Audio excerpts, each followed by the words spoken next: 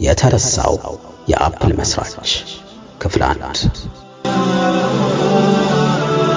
ሮናልድ ዌይንና የ$320 ቢሊዮን ትምህርት። እንደ አውሮፓውያን አቆጣጠር በ1976 አንድ ሰው በአንዲት ትንሽ የቴክኖሎጂ ጅማሮ ኩባንያ ውስጥ የነበረውን 10% ድርሻ በ$800 ብቻ ሸጠ። ያቺ ጅማሮ ኩባንያ አፕል ነበረች። ዛሬ የእርሱ ድርሻ ከ$320 ቢሊዮን በላይ ዋጋ ያለው ሲሆን ይህም ከብዙ ሀገሮች አጠቃላይ የሀገር ውስጥ ምርት ጂዲፒ ይበልጣል። በአሁኑ ወቅት በኔቫዳ ዩናይትድ ስቴትስ በምትገኝ ትንሽ ከተማ ውስጥ በማህበራዊ ዋስትና ተዳዳሪነት በጸጥታ ይኖራል። ይህ የአፕልን ሶስተኛ መስራች የሆነውንና ታሪክ የረሳውን ከታላላቅ የሀብት ዕድሎች አንዱን ጀርባውን ሰጥቶ የሄደን ሰው ታሪክ እናስተዋውቃቸዋለን። ሚያዝያ 1 1976 በካሊፎርኒያ በምትገኝ አንዲት ትንሽዬ ጋራዥ ውስጥ 3 ሰዎች አፕል የተባለ ኩባንያ ለመመስረት ተሰበሰቡ።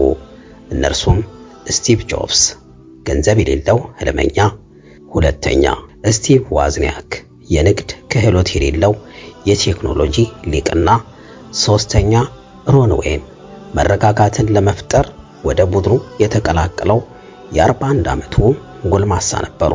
ከነዚህ ውስጥ ሁለቱ ብቻ ቢሊዮነር መሆን ችለዋል። ሶስተኛው ግን በታሪክ ተረስቷል። አፕል ሲመሰረት ሮናልድ ዌይን እንዲሁ የጎን ተመልካች ብቻ አልነበረም። የኩባንያውን የመጀመሪያ አርማ ነድፏል። የመጀመሪያውን የሽርክና ስምምነት አዘጋጅቷል። እንዲሁም የአፕል 10% ባለድርሻም ነበር። ነገር ግን በውስጡ አንድ የሚያሳስበው ነገር ነበር። ይህም በቢሊዮኖች የሚቆጠር ዶላር እንዲያጣ ምክንያት ሆኖታል። ዌይን 41 ዓመቱ ሲሆን ሁለቱ ስቲቮች ደግሞ በ20ዎቹ ዕድሜ ውስጥ የሚገኙ ነበሩ። ዌይን ቤት፣ ቁጠባና የህይወት ኃላፊነቶች ነበሩበት። ሁለቱ ስቲቮች ከታላቅ ህልማቸው በቀር ምንም አልነበራቸውም። ከዚያም ዌይን ስቲቭ ጆብስ አፕልን ለማቋቋም ገንዘብ ሲበደር ተመለከተ። በሽርክና ስምምነታቸው መሰረት ኩባንያው ችግር ውስጥ ቢገባ በግሉ ተጠያቂ ይሆን ነበር። አፕል ቢከስር አበዳሪዎች ቤቱን ሊወስዱበትም ይችሉ ነበር። ሁሉንም ነገር የማጣት ፍራቻ እንቅልፍ ነስቶታል። በተጨማሪም የስቲቭ ጆብስ ታላላቅ ህልሞች እውን ስለመሆናቸው እንዲጠራጠር አድርጎታል። አፕል ከተመሰረተ ከ12 ቀናት በኋላ ዌይን በፍርሃት ተዋጠ። ወደ ካውንቲው ቢሮ በመሄድ ከኩባንያው ጋር ያለውን ግንኙነት በይፋ የሚያቋርጥ ወረቀት አስገባ። በምላሹም ለ10% ድርሻው $800 ተቀበለ። በኋላም አፕል ጉዳዩን በይፋ ለመዝጋት ተጨማሪ $1500 ከፍሎታል። ያላወቀው ነገር ምን መሰላችሁ? የሱ 10% ድርሻ አንድ ቀን ከ200 ቢሊዮን በላይ ዋጋ ይኖረው ነበር። ዌይን ወደ ነበረበት ቋሚ ስራው ኦታሪ ተመለሰ። በኋላም ትንሽ የቴምብር መሸጫ ሱቅን ከፈተ። ዌይን ዳግም በቴክኖሎጂው ዘርፍ አልሰራም፣ ሚሊዮኖችንም አላፈራም። እርሱ በጸጥታ ሲኖር አፕል አይፎንን በመጠቀም ዓለምን መለወጥ ቀጠለ። የሚያሳዝነው እውነታ ከአንድ ዓመት በኋላ አፕል ኮርፖሬሽን ሆነ። የተወሰነ ተጠያቂነት ስለነበረው ዌይን በግል ለዕዳዎች ተጠያቂ አይሆንም ነበር። ለ12 ወራት ብቻ ታግሶ ቢሆን ኖሮ ዛሬ ከ250 ቢሊዮን በላይ ዋጋ ያለው የ10% ድርሻውን ያለምንም የግል ስጋት ይዞ ይቀጥል ነበር። አፕል እያደገ ሲሄድ የዌይን ውሳኔ በንግድ ታሪክ ውስጥ እጅግ ውድ ከሆኑት ውሳኔዎች አንዱ ሆነ። 1980 በአይፒኦ ጊዜ $7.3 ሚሊዮን አምልጦታል።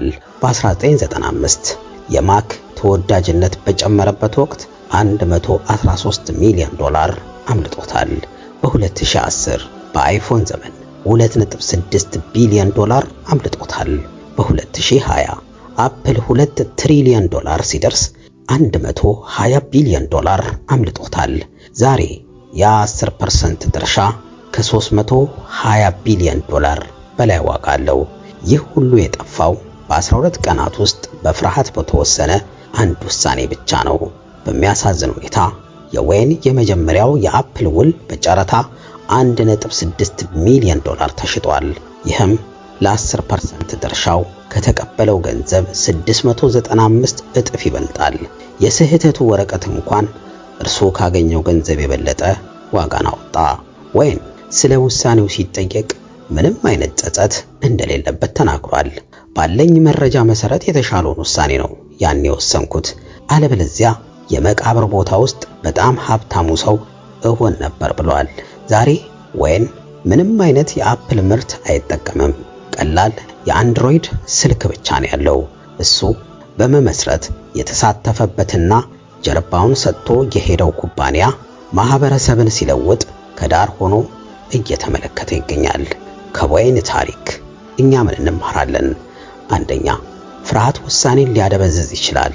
በአደጋ ፍራቻ ምክንያት በህይወት ዘመን አንድ ጊዜ ብቻ የሚገኝን እድል በማሳለፍ የማይታሰብ ስኬት አምልጦታል። ሁለተኛ፣ ጊዜ ወሳኝ መሆኑ። በችኮላ የተወሰነ ውሳኔ ለዘላለም ሊያሳዝን ይችላል። ዌይን ለ12 ወራት ብቻ ቢጠብቅ ኖሮ እጣ ፈንታው ፍጹም የተለየ ይሆን ነበረ። ሶስተኛ፣ አንዳንድ ጊዜ ጉዳዩ ገንዘብ ብቻ አይደለም። ዌይን በወቅቱ በነበረው መረጃ መሰረት ስለወሰነ በውሳኔው አልተጸጸተም። ነገር ግን ወደ ኋላ መለስ ብሎ ሲታይ ትናንሽ ውሳኔዎች እንዴት የህይወትን ሙሉ ሂደት ሊለውጡ እንደሚችሉ ያሳየናል። አራተኛ፣ እድል ሁል ጊዜ ሁለተኛ ጊዜ አይመጣም።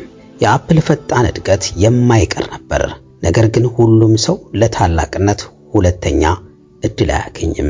አምስተኛ፣ የዌይን ታሪክ ዛሬ በምናውቀው መረጃ መሰረት የምንወስናቸው ውሳኔዎች ወደፊት ሊያራምዱን ወይም ምን ሊሆን ይችል ነበር በሚል ጥላ ስር ሊተውን እንደሚችሉ ኃይለኛ ማስታወሻ ነው። ስለዚህ ዛሬ ባለህ መረጃ መሰረት የተሻለውን ውሳኔ ወስን። ነገር ግን ሁልጊዜም የወደፊቱን ተመልከት።